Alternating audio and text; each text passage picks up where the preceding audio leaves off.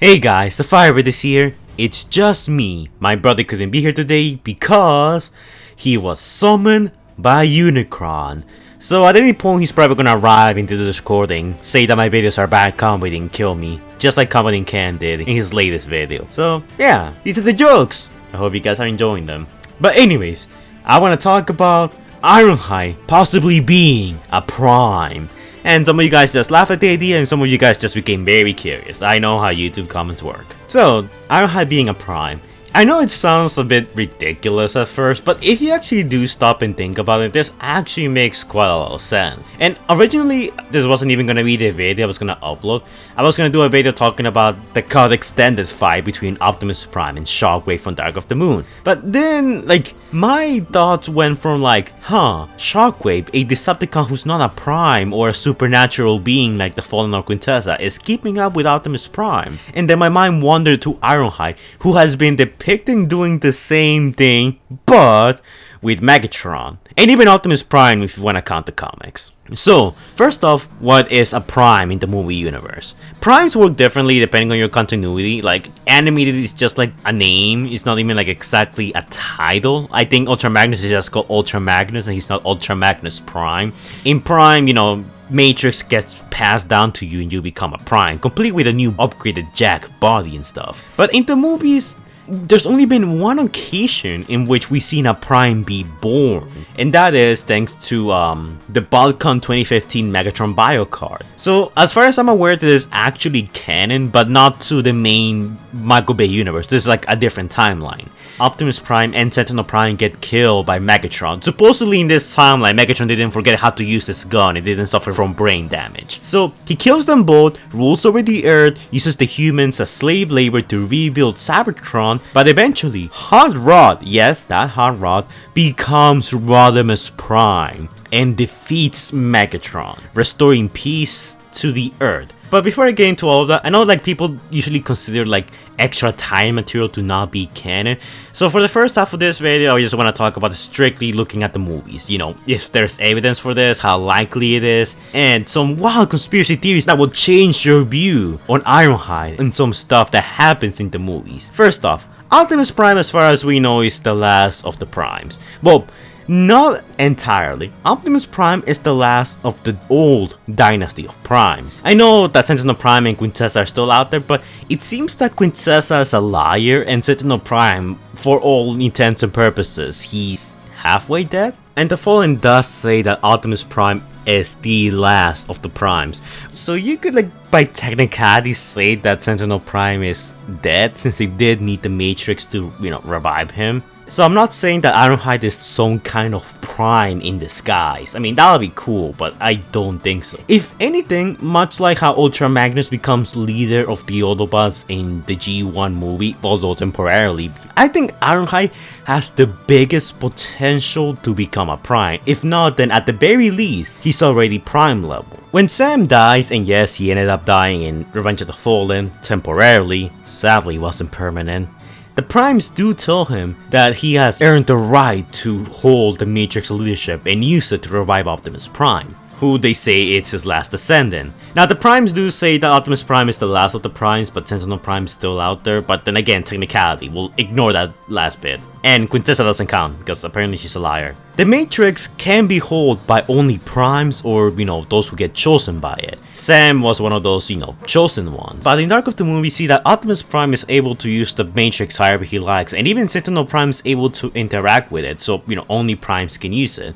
It's a shame that unfortunately we never seen Ironhide hold the Matrix in the movies, not even in any other tie-in material. But what does it take to become a Prime? Or what does it take to be chosen by the Matrix? Well, the Primes basically said that what you need is to serve Optimus Prime loyally, or serve the cause, which I think is what they were alluding to. Fight the Decepticons and all that, which Ironhide already does. So, basically be an Autobot, but also you gotta fight for Optimus, their last descendant, The Autobots are basically loyal to the old dynasty of Primes, the old order, because we do know, thanks to the last night, that Megatron was the one who started the war. He's the contrarian, the one who goes against them. And Ironhide does this. He in fact is probably the most loyal Autobot out of everyone, with the exception of probably Bumblebee. When Optimus dies, Ironhide, I'm pretty sure he also wants to leave the planet, but he follows Optimus as well, and he stays on Earth with the other Autobots. In fact, he believes in him so much that he leads the other Autobots into the Egyptian desert with the smallest chance that Sam might be able to bring him back to life with the Matrix, which I might add,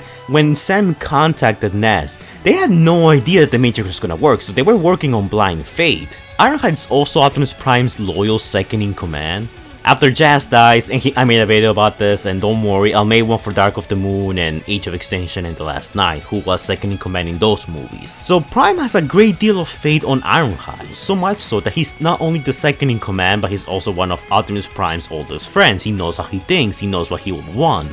Some of the requirements that the Primes also mention is courage and sacrifice. Well, courage is pretty obvious. I mean, man was literally charging into missiles being fired towards him. In the Battle of Mission City, he single-handedly fought Blackout momentarily, trying to protect Sam. In Revenge of the Fallen, again, the man charged single-handedly to go find Sam so they could escort him back to Optimus Prime's corpse.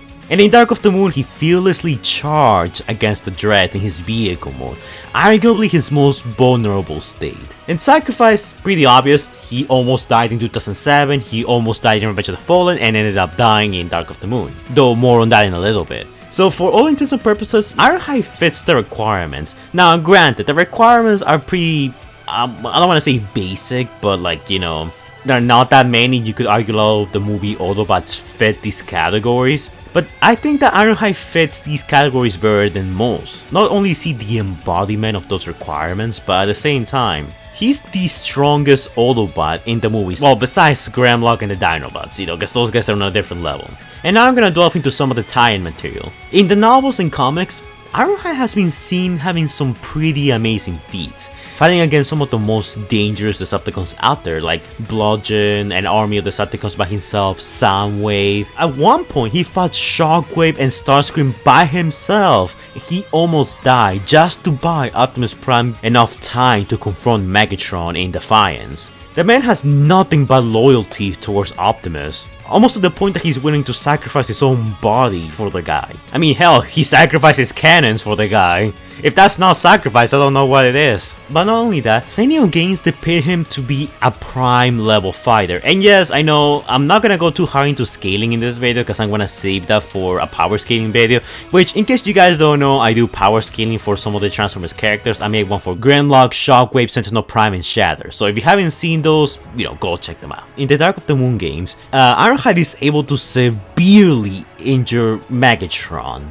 Megatron, who, I remind you, in the Dark of the Moon, the game beat the shit out of Optimus Prime in his Jetwing form. People like to downplay Dark of the Moon Megatron, and yes, you know, he might be vulnerable because of his, you know, huge weak spot of having an exposed brain. But may I remind you that Megatron was only truly weakened after Sentinel Prime ripped off more of his head. Before that, this Megatron actually had some pretty decent feats, showing that he still has fearsome strength from the first movie, though now he's more vulnerable due to the brain damage and exposed cranium. Hell, in Dark of the Moon Stealth Force Edition, Ironhide is able to beat Megatron. Now granted, they did fight using, you know, vehicle modes, but like, the fact that he did that just, you know, speaks a lot about the guy, his capabilities. And if you look at some of the tie-in material, Optimus does say that Primes are born, not made. But he says this in the novel and the comics, and even in the game.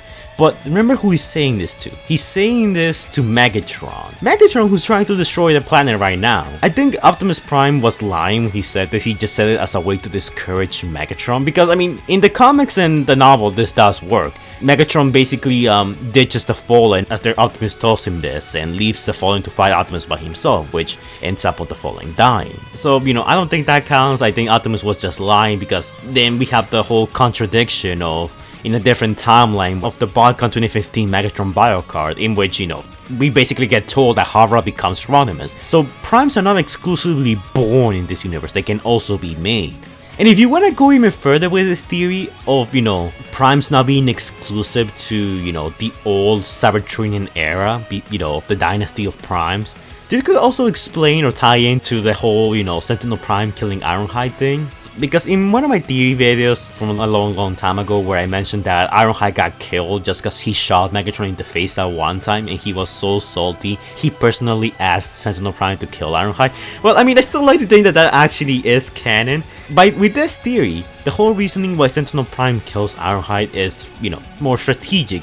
Let's say that Sentinel Prime and Megatron end up killing Optimus. Then Ironhide will be the last line of defense. He becomes the leader of the Autobots and he will be the next Prime, the next one who the Matrix chooses. And then, you know, it will be the whole, you know, fighting the leader of the Autobots all over again with them putting a resistance. So by eliminating the next best candidate for Prime and then, you know, later possibly killing or capturing Optimus, then this kinda helps ensure that the Decepticon victory in the long run. Look, they get rid of Optimus and they get rid of Ironhide, and after that I don't think there's anyone else who the Matrix will be bestowed upon. I mean, maybe Bumblebee, but I honestly think that Bumblebee will never be a Prime, and I hope that's never the case. So could Ironhide be a Prime? Well, like, by the logic of the Primes and the way the Matrix works, it should be possible. I think the comics, the novels and everything else imply it even more. And Ironhide does fit the requirements. He's loyal to the dynasty of Primes, aka the Autobots. He followed Optimus unquestionably, have faith in him even in death, sacrificed his own body, especially his cannons, and fought bravely against the Decepticons in more than one occasion. And unlike other Autobot heavy hitters like Grimlock, Hound, the Wreckers, Ironhide has been showing signs of leadership. Hell, he was leading the Autobots when Optimus first died. So by all intents and purposes, Ironhide is a leader, but is he worthy of the title of Prime? I definitely think so. The only thing that could like mess with this theory will be the fact that we never saw Ironhide interact with the Matrix. If like Ironhide interacts with the Matrix and it doesn't turn into Ash, then yeah, Ironhide confirmed Prime. He has the potential, or at least he has the potential to be one. But because this never happened, we just don't know, and it's up to our own speculation as to whether in a hypothetical scenario, if Optimus dies, Ironhide ends up becoming the leader of the Autobots. Well, Ironhide does become the leader of the Autobots, but if he becomes a Prime or not. And before you ask, I am not counting the Titan movie comics because, you know, those are from a separate universe timeline thing, and the plot, logic, and stuff from that comic series is way different from the one from the movie, even though the beginning is kind of the same. And also him being a Prime would explain why he's, you know, one of the strongest Autobots around, and why, you know, characters like Megatron, Sentinel Prime kind of fear him and try to get rid of him on several locations. It would explain why they tried to get rid of him in several locations. Honestly, this reminds me a lot of the whole, you know, Smokescreen Prime thing back in the day when we thought Optimus was gonna die, he was gonna pass down the Matrix to Smokescreen in TF Prime. I might make a what if video explaining what would happen had, you know, Smokescreen actually became a Prime in TF Prime, but in this video I just wanted to talk about Ironhide, since I know a lot of you guys, you know, really do like it when I talk about the movies more than the shows, unfortunately. And I thought this was a pretty cool theory to throw in there. Hey, I put more thought into it than the writers did, or even Michael Bay himself. But what do you guys think of this theory? Do you think that there is some validity to it, that Ironhide could become a Prime, or at least that he has the potential to become one? Like, in the movies I think it's pretty obvious that he isn't, there's plenty of evidence that he's not, but there is evidence that he could be one. Like, you know, he doesn't necessarily have to be related to the old dynasty of Primes. He could be made a Prime and there's evidence to back it up, especially if we look at the other tie-in material. But unfortunately, we will never know, since that son of a glitch, Sentinel Prime, ended up killing him, leaving us with Hot Rod as the next possible heir to the Matrix and next candidate to be a Prime, for some reason. Listen, I don't hate movie Hot Rod, but I feel like if you're gonna make Hot Rod a Prime, you might as well make Hound a Prime, and I don't like Hound. But yeah guys, that's just a theory. A trans theories. Thanks for watching. Also trans, if you're watching this, let me know when you want to do another collab, I'm open for it. Like, comment, and subscribe, and I will see you guys in the next video. Stay safe guys. Also take a shot for every time I say Prime in this video. Anyways guys, before we go, shout out to our amazing Patreons: Xavier the God, Stitch Productions, Scrub Lordo, Allspark Studios, Epic Nin, Lord Racer, and Transformers Gears and Brawn. That's quite a long name. And an even bigger shout out to our even bigger Patreons. Jordan Great, who donated $100, and X23 who donated an amount of money. I'll leave you guys to figure out how much. Thank you guys for supporting me, it's much appreciated. And if you guys want to become a patron yourselves, all you gotta do is donate to my Patreon. By donating to my Patreon, you get quite a few rewards. You get a free shout out to your YouTube channel and a link to it in the description down below. You can request your own videos, you get to see videos early, you can request some artwork too if you donate high enough, or you can collab with me in some of my videos or your videos, vice versa. Scrub Lord. Thank you guys for donating, it's much appreciated. Go check out their channels, link to that is gonna be in the description down below, and other social media in some cases. So feel free to donate, but remember that this is entirely optional because freedom is the right of all sentient beings. Anyways, thank you guys for donating, and I will see you guys in the next video. Bye guys.